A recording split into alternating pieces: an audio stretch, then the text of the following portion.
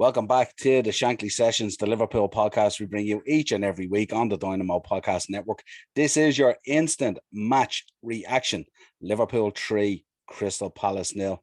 Dino, how are we doing, my man? Sorry, I was just doing my best impression of a Man City fan in the Etihad there. You completely caught me off track there. Buzzing. Can I just start by shouting, fucking Naby, lad. Naby Cantona. What a fucking goal. Outstanding performance. Bit ropey in the first couple of minutes, could have went the goal down. But just thought after that, we are just assured to just think everyone, each to their own, they were outstanding. Collectively as a team, everybody was outstanding. We talked about, other players chipping in last night, and we said the midfield, and again, another game, Naby Keita scores, for me, probably the goal of the season so far, and will probably be a contender at the end of the season for goal of the season. But absolutely outstanding. I'm over the fucking moon. I'm absolutely buzzing. I'm going on the piss tonight, so that just sets the momentum.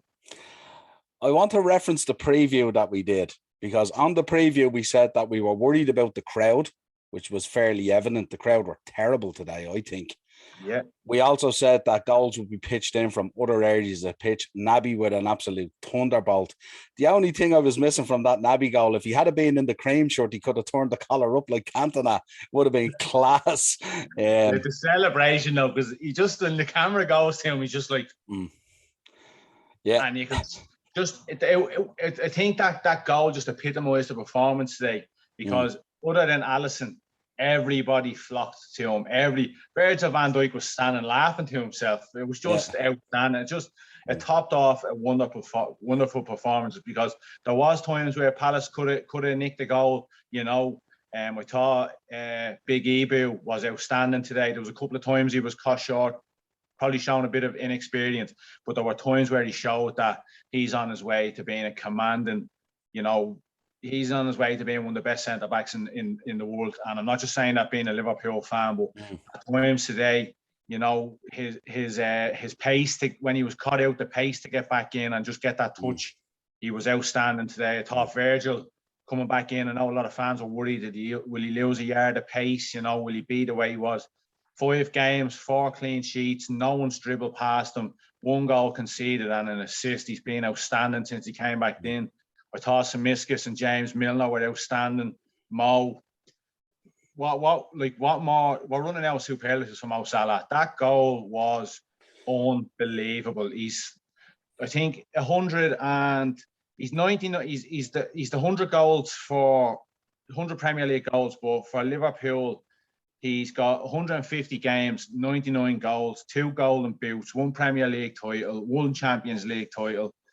This guy is just phenomenal. He's outstanding. Sadio Mane, we talked about him last night on the preview of the game, saying, no, he just needs that goal, get that fire. Well, I believe the fire is there, but he needs that goal, and he's gonna go on a blaze of glory. I just thought everybody was outstanding today. Yeah, a certain individual last night on the preview as well called a 3-0 win. This kid right here.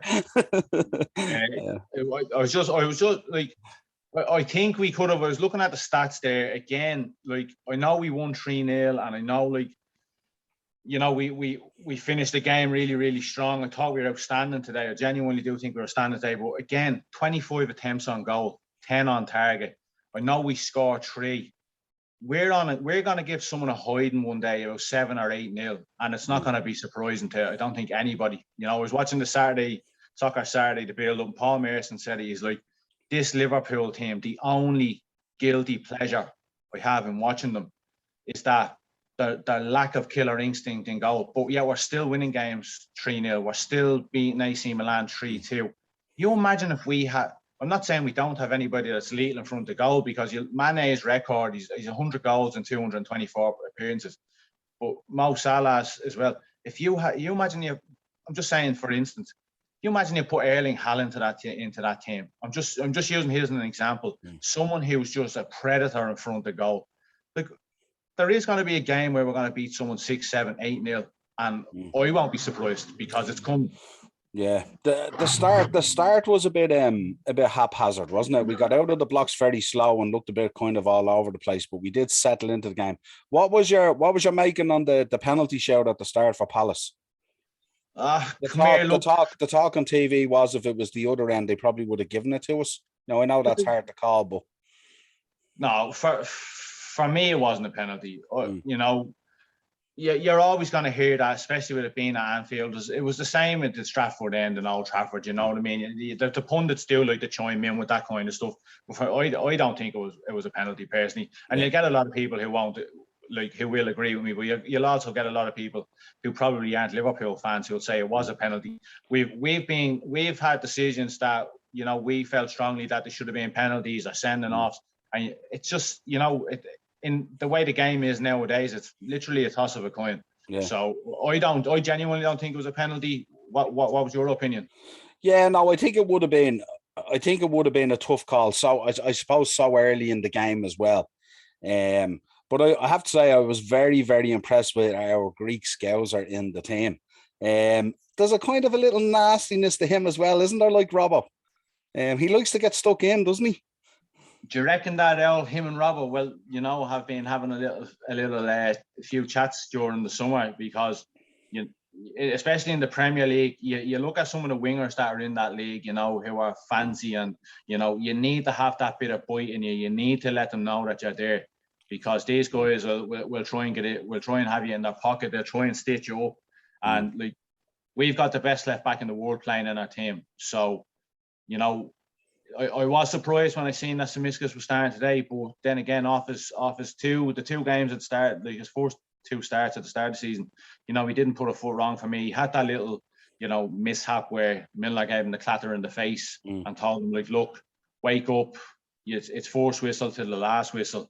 I thought he was very assured today. He was right up, whoever was on him, because they were switching. He was literally up their ass for the whole game. Palace did have chances, but I thought the back five, including Alisson, were outstanding. I think everybody was outstanding today. Yeah, absolutely. What did you make Jota's miss? Obviously, I mean, it was easier to put it away, wasn't it? Really, when they just a side foot into the far corner. Really, he tried to burst the back end off the net. Really, that's when I jumped into the group channel. I was like, we were just missing that killer instinct. That should just a little side foot.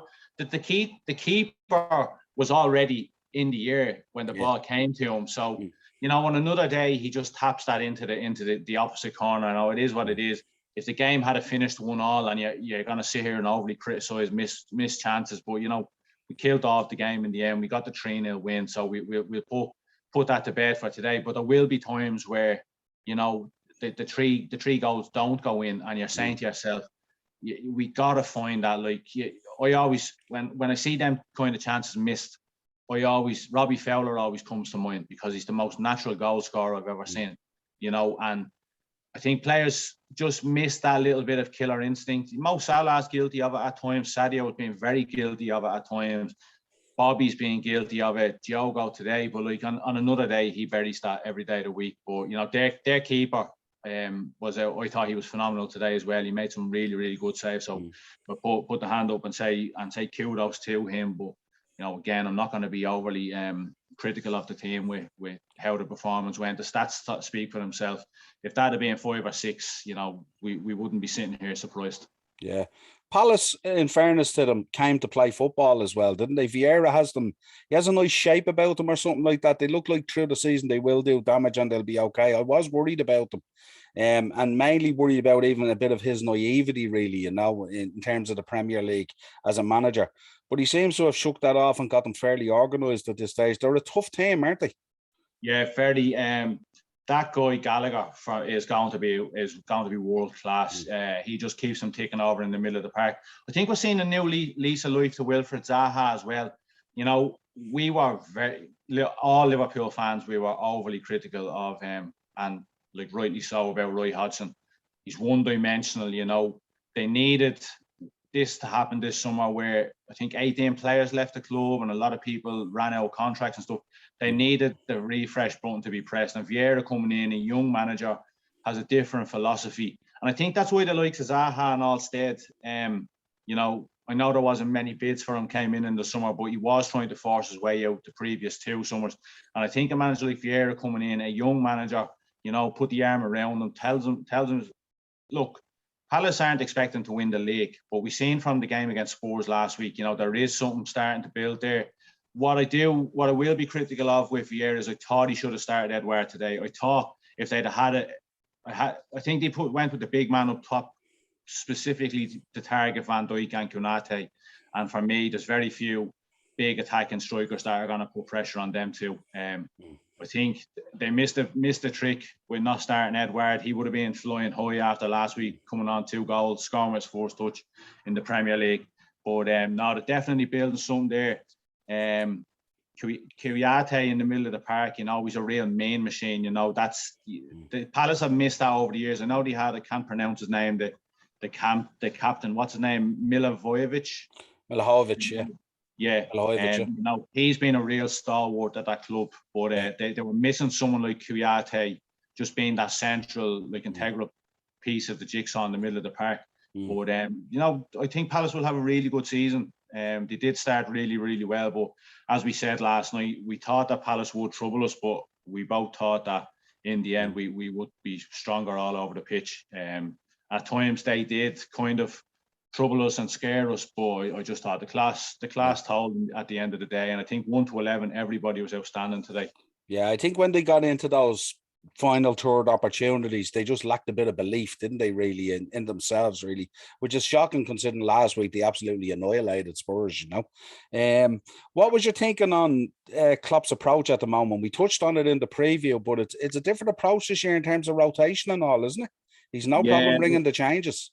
No, we said last night, anyone that watched the preview, and we were talking, me, you and Craig were chatting in the group about today, when we seen that Milner was playing, that was a forced change because Trent was ill.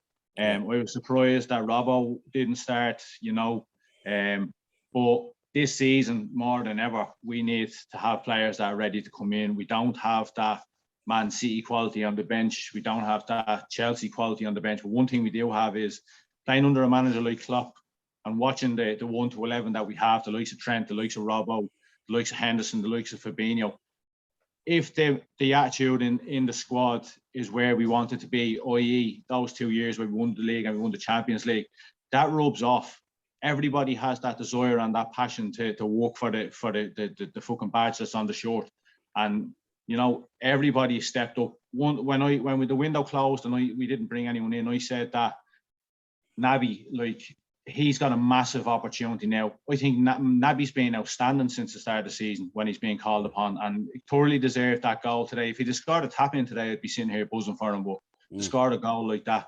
We talked about Oxlade-Chamberlain last night. He just needs to kind of cut out that trying to over exuberance and extravagant kind of step overs and all. Just keep it simple. I'm looking forward to Tuesday now. A good win today, another clean sheet, top of the league. We'll talk about Man City and the problems that are on the horizon there tomorrow night. I'm not going to get into that now because I'm buzzing for Liverpool. But we should finish the weekend at the top of the league. God willing, West Ham do us a favour tomorrow, and Spurs can take points off Chelsea. But looking forward to Tuesday now. Players getting a run out. And they're just building on. Brentford next week is going to be really, really tough. They're playing some good football. I watched that game this morning. They were really, really good this morning. So, yeah, just absolutely buzzing. Yeah, good to see Curtis coming on as well. Curtis Jones as well comes on, very direct, very offensive. Picks up the ball, no problem running at players and stuff like that and all. I like his energy when he comes on as well. And also Divock coming on as well, I thought was great. I really want Divock this year to be part of the squad in a proper sense of part of the squad. And I think we touched on it last night as well. If you want to have alternatives to come into the squad, you have to give them game time. You have to give them minutes, don't you, to feel a part of it. You can't just bring guys on when someone gets injured and expect them to slot in and be there. I think his approach this year, is really, really good. A lot of people are getting game time. There's a lot of changes and stuff like that. So players are starting to get comfortable with alternatives and stuff like that. Wednesday night, we had Joel and Gomez there in the middle. Today, we Van Dijk and Konate. Lots and lots and lots of options.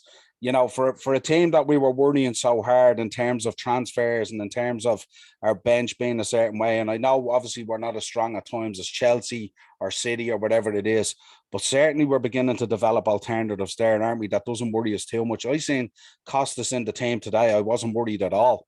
No, not at all. Craig was a bit worried about Milner coming in. Milner played a full season at left back. Milner has played umpteen games at right back. Yeah. Milner's played centre half. You know, I'm sure if he was called upon, he'd get between the sticks.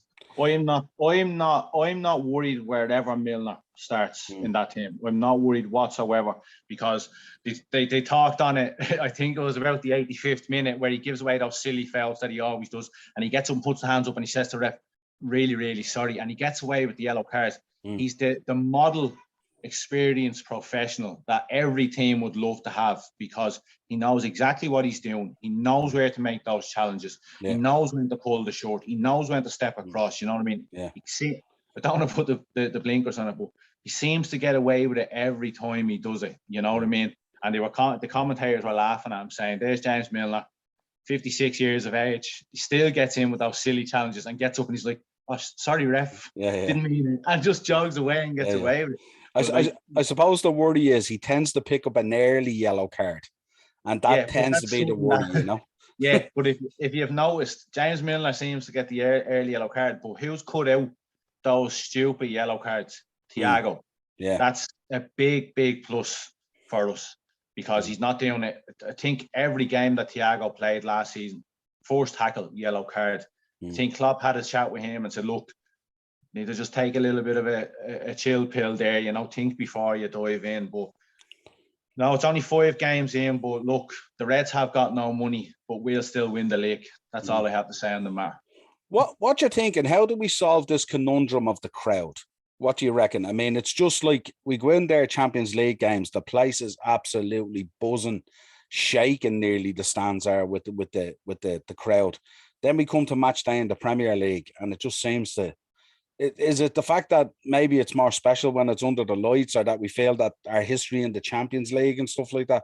What is it? Can you put your finger on it? Or is it just because today, again, I know when we scored that second goal, all of a sudden the crowd was up and it was singing again and they were doing stuff. But as you said, we should be encouraging them along 90 plus minutes. It should never, ever stop. If that game was, if you were going into the last 5 games of the season and you're neck and neck with Man City, the atmosphere at the ground today is electric.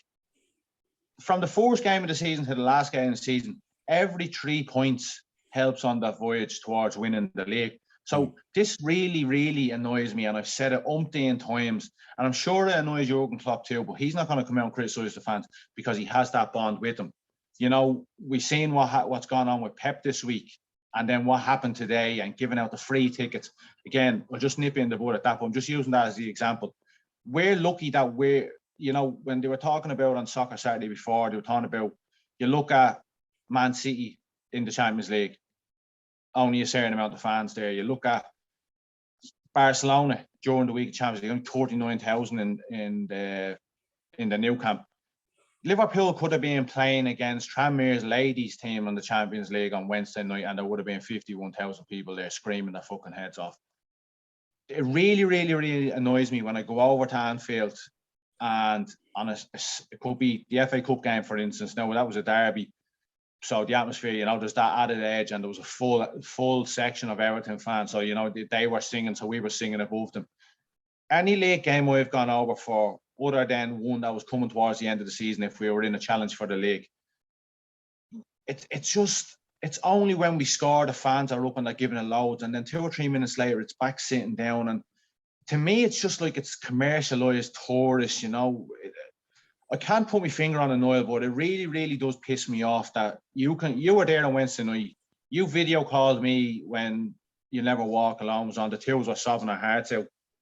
And then today, even when You Never Walk Alone comes on, it's like people have to like nudge those beside them to like, come on, up and sing the song and get behind the team and all. Just, I don't know what we can do to solve the conundrum, but it is something that really, really pisses me off, and it has done so for a few years now. Yeah, I wonder, is it expectation?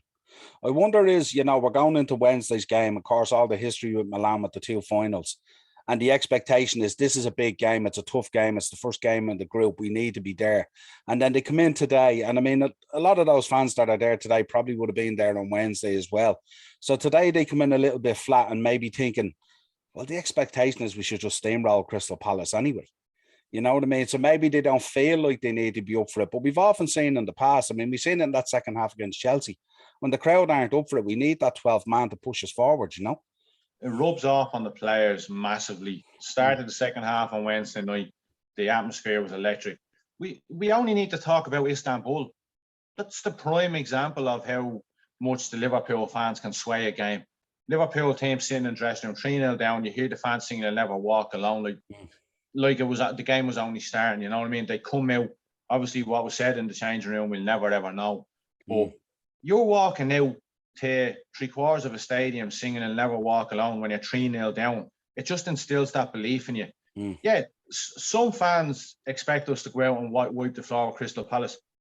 They expected us to beat Brighton last year, we lost. They expected us to beat Burnley last year, we lost. Now we know the fans weren't there, but every single home game this season, there's Man City at the dropping more points. You know, there is going to come weeks where we won't put away the chances that we get, and we're going to drop points.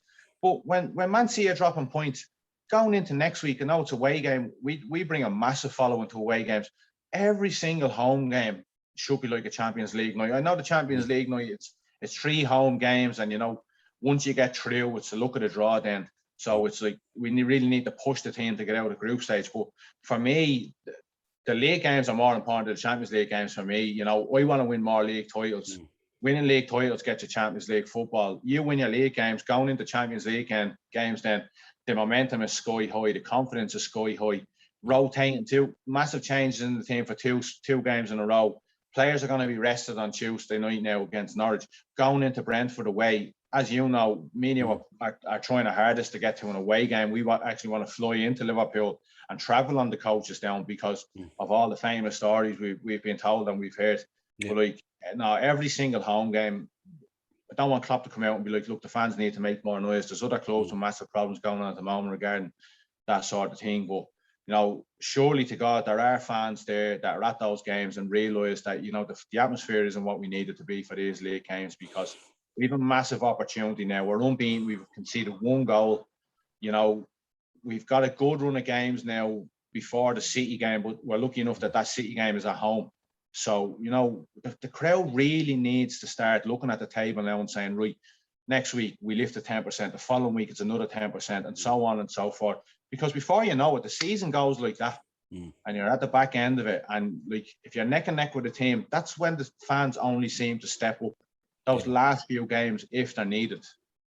Yeah, I think the FSG division in the fan base needs to become doubters back into believers again. As we said last week, we are where we are. These are the players we have. This is the squad we need to get on with. It's been a fantastic start to the season, but it's time to step up. And I know when we go over to that Brighton game, that stand that we're in won't be getting away with it. We're in the cup, and we are going to be boisterous as hell. Like, when we paid extra money to go over to that, like, I'm absolutely wasn't, as you know, I've Lewis now, I have a newborn baby.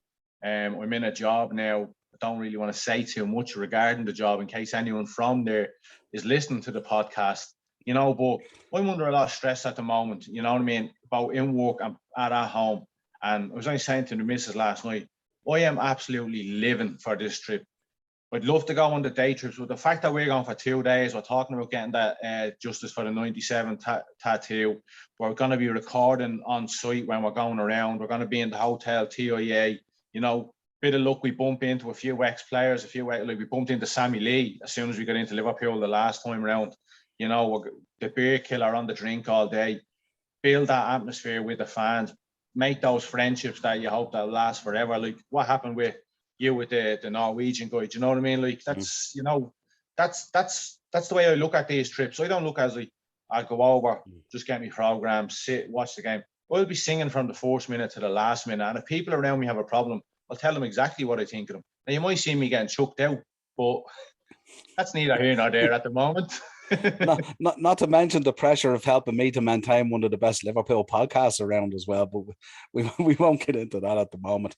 Also later on, I'll be recording the player rating show as well, so I'll do that later on and we'll drop it later. I need to sit back and have a think and digest what's happened first before we don't want Darren McCummsky coming on thinking that we're just being biased towards those Liverpool players, but you know there are a couple of players there worthy of a 9 out of 10 today. I thought everybody was absolutely outstanding. Tough to pick a man of the match, in my opinion. I thought everybody was really, really good today. So you could give it to Mo, you could give it to Sadio, but could be a show for Alisson even. Yeah, I thought Alisson was really, really good today. But just Fabinho, he just does that work that's just overlooked. He's the Brazilian Makelele, isn't he? Yeah, he's absolutely outstanding. But whoever you pick as man of the match on the player ratings, I'll be more than happy to agree with. But I'm just buzzing, top of the table now. Just bring on Brentford next week. On to the next one, as they say. Yep, up next Norwich in the Carabao Cup as well. So we'll be. Can we not just give man of the match to Naby for that goal? No. Listen, this is our show. We can give man of the match to Trent if we want. I might get Darren on later for the player ratings. You can give Trent a 10, even though he didn't play. Bit of crack. Well, listen, this has been your instant match reaction. Liverpool 3, Crystal Palace 0. Top of the league for the moment. Let's hope it stays that way. Till next time, this has been your Shankly Sessions on the Upper Tier, Dynamo Podcast Network on YouTube, at Sessions Shankly on Twitter, at the Upper Tier on Facebook and on Instagram. And if you want to contact us, of course, drop your comments in the episode down below. And while you're on there, make sure you hit a like, share, and subscribe. We will talk to you again later for the player ratings. The Reds have got no money, but we still win the league. The Reds have got no money, but we still win the league.